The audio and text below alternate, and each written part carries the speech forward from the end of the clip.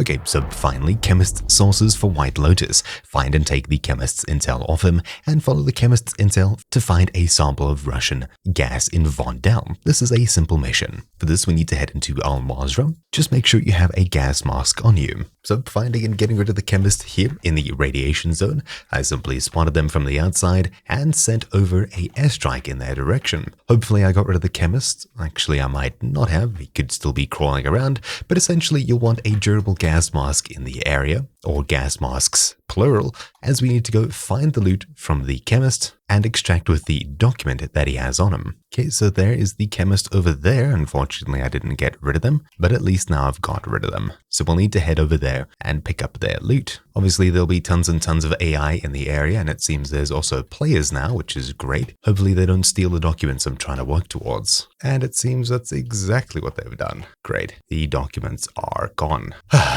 Well, I guess we'll have to extract and do this all over again now. Thanks for that. Okay, that's cool. So there's an enemy squad hunting me as well now. We actually just don't have time for this.